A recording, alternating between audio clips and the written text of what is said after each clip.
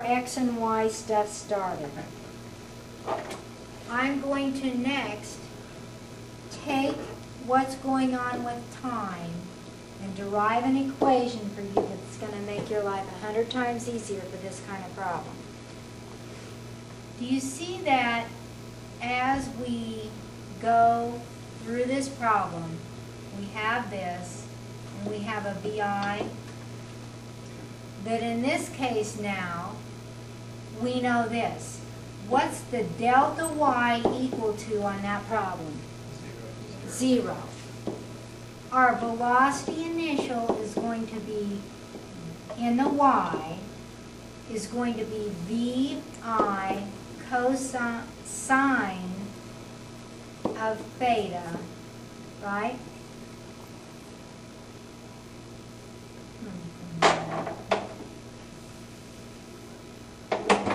It's going to be VI sine of theta.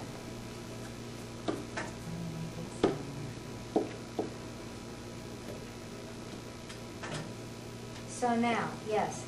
When you say velocity initial sine, what velocity initial? Of y? This is velocity initial in the Y. But the one This on the, VI yeah, is this one. so it's the same. No. This VI right there is the same as that VI. But velocity initial in the Y is not the same as that VI. Look at the picture. See, you're going up at an angle. You have an overall velocity that's going up like that. Since it's going up at an angle, it's like when we did the experiment. Remember when we held it up and then we went like this, some of the force went in the X and the Y? That's what happens with this velocity when you have it at an angle. Some of the velocities going in the X and some in the Y to get it to that point in space. So this is what's happening. You throw the ball up. It goes up and across. That's how it gets to that point. It goes up and across. That's how it gets to that point. So what you see, so then it goes up and across. So now it's at that point. It goes up and across. So now it's at that point. So do you see when you threw it at that angle, right there? With this initial velocity, whatever it was, some of that velocity is in the Y and some of the X. Or else it would go straight up, wouldn't it? You see? Does that make it clearer? Okay, so this VI is the overall velocity that you started with right here at the angle. Alright? So, delta Y is equal to 0, so if we use chapter 2 equations for the Y stuff, we would have to take velocity initial in the Y is VI sine of theta and plug that into the velocity 2 equations for Y. So watch. I'm going to get, if delta Y is equal to 0 and it has an initial velocity and I need time and I know G at all times, then how could I write an equation for time, and how do I find time if I know an initial velocity and I know G and I know Y? Which equation do I use? Remember? Delta Y is equal to VI T plus 1/2 GT squared. Correct? Now look, let's put this in, because we're dealing with the Y. Let's put in what we know about a velocity initial in the Y right there. And let's put in what we know about velocity change in Y. Can't we do that? So now if we do that, we get this equation. 0 is equal to VI sine of theta times time plus 1/2 GT squared. I need time. What can I do to this to rearrange to try to get time out? I can go negative VI sine of theta times time is equal to 1/2 GT squared. Correct? Because this is a plus and a minus sign, I'm going to take it to this side.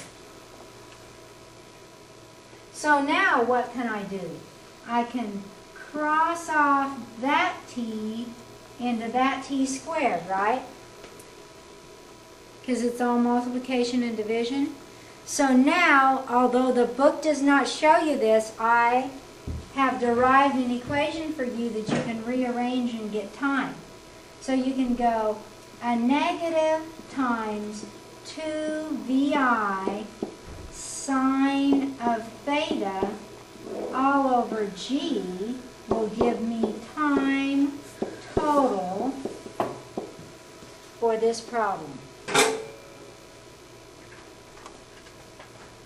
Now you see how handy that is? Because now if you don't know the time, you have a quick way, if you're given enough data, to get the time instantaneously, and then you can start solving for x and y stuff. Isn't that nifty? Any questions on that? You get the -2 on that. I put the negative off this side. I see this is times all that. Yeah. I'm going to take 2 times both sides to get rid of the okay. 1/2. And you flip And then I'm going to divide by g. So what I did then was just organize it to have everything multiplied in parentheses and the negative on the outside. You follow? Critical equation for this style of problem. All right? So I would highlight that and I would memorize that because that makes your life much easier as you go to solve these problems. Why would it be negative? Because if you just multiply it by 2, wouldn't it still be Because you have the negative. I have the negative over there from when I subtracted it. Okay, I thought you were doing See? Okay, that makes sense. All right. Very critical equation for this entire style of problem. This is the only time you can use this equation to find the time, is when you have the delta y as 0. Style 2 is the only time to use this. This is style 2 total time. Now, important concept to get down. We have theta, we have vi, vy at the peak is equal to 0. So, at the peak time is equal to 1/2 total time. Remember that. Can you visually see that? Peak time is equal to 1/2 total time.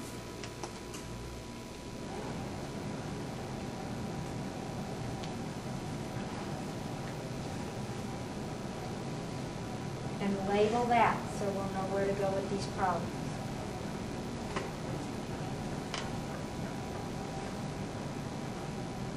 So now we're going to set our x and y data.